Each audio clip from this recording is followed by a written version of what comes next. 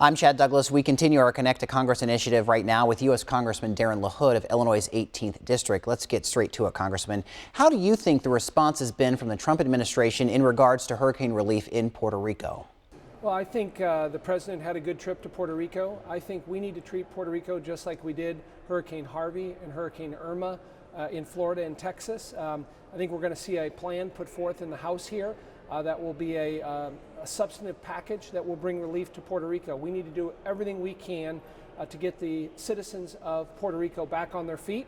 And I was glad the president made the trip there yesterday and worked with the governor and a number of the other elected officials there. Now we have an obligation to put forth an aid package that helps them and make sure that we avoid any type of humanitarian disaster down there. But there is no doubt there is a lot of work to be done there.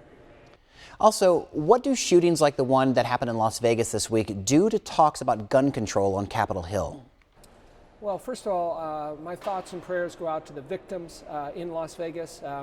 You know, I spent 6 years as a state and federal prosecutor in Las Vegas. I'm familiar with the strip there. And first of all, I think we need to find out what happened there. There's an investigation going on. We want to find out how this individual, the perpetrator, acquired these weapons, what occurred, how they were brought there. And so I think we need to find out what happened there. Second thing is, too many of these tragedies involve a diagnosis of mental illness. I continue to be supportive of mental illness legislation here. We supported that last year. We need to make sure that we get people the treatment they need and make sure that at our local, state, and federal level that mental illness, those opportunities are there for people. So we need to continue to support that. Secondly, we have laws on the book. If you're a convicted felon, if you've been convicted of domestic violence, if you've been diagnosed with mental illness, you cannot have a gun. You cannot purchase a gun. We need to enforce the laws we have on the books. Again, so I want to see what the summary of this investigation is and make sure we continue to do all we can to prevent people that have mental illness from getting weapons. Last week, Republicans put forth their framework for tax reform. Why do you support this effort to reform the tax code? We haven't had tax reform in 30 years. We need to bring tax relief to the American people. It is a system that is arcane in many ways, and no one is defending the current tax code. So what our plan does is it gives relief to middle-class Americans, hardworking Americans. For instance, if you're a family with children, we increase the deduction for having children and for working families. There was a study that just came out that said the average Illinois family would save about $5,000 a year under our tax plan.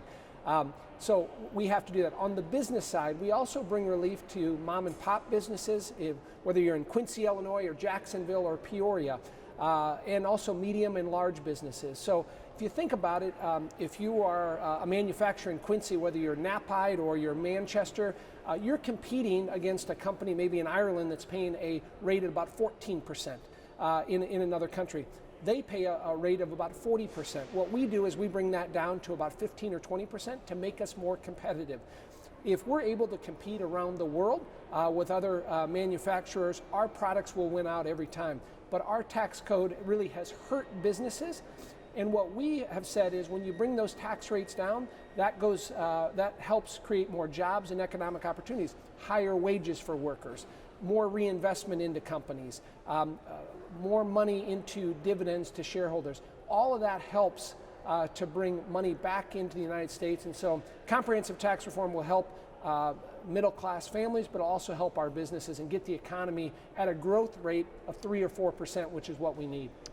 And do you think our country is taking the right approach with North Korea? I think the president has done a very good job with his forceful rhetoric on that. I think he's gotten the attention of the dictator there in North Korea.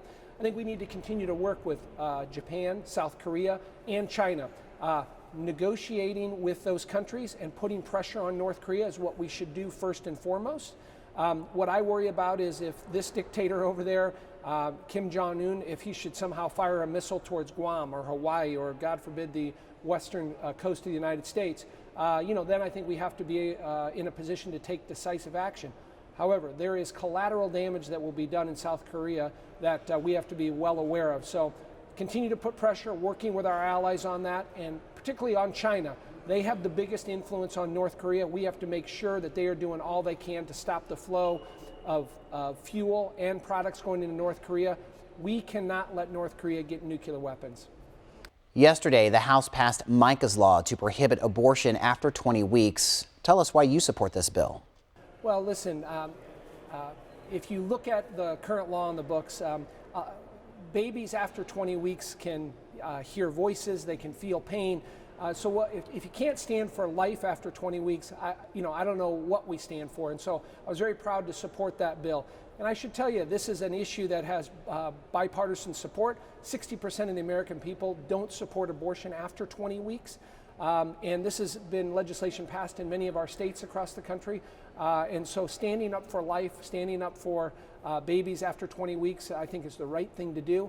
And I was proud to support that yesterday. On Monday, the House passed a bill that you sponsored to help clean up of abandoned mines. How does this bill benefit your district? Yeah, I was very proud to get this legislation passed in a bipartisan way through the House. It now comes over to the Senate. In the western part of my district in Illinois, we have a lot of abandoned mines from strip mining. And there's a lot of abandoned mines all over the country. What we've said is there are many benevolent groups out there, whether it's Trout Unlimited or whether it's the Nature Conservancy, many good Samaritans that want to come in and help to reclaim the land and fix it up. The state of Pennsylvania has done a good job on doing this. What we want to do is replicate that across the country. So where you can come in and take over that abandoned mine, some of them have been abandoned for 60, 70 years, reclaim that land, and then go in there and fix it up for recreational purposes, for fishing, for hunting, for other purposes, and to create economic opportunities. So in the country right now, there's about $10 billion worth of mines that need to be reclaimed and rectified, but there's only about $4 billion in the fund. This allows Good Samaritans, third-party entities, non-governmental entities to come in, and if they do it the right way, can reclaim those lands. And so we're proud to get it passed. We hope the Senate will do the same, and we'll get it to the President for a signature. Well, as always, Congressman LaHood, we appreciate your time. Thanks so much.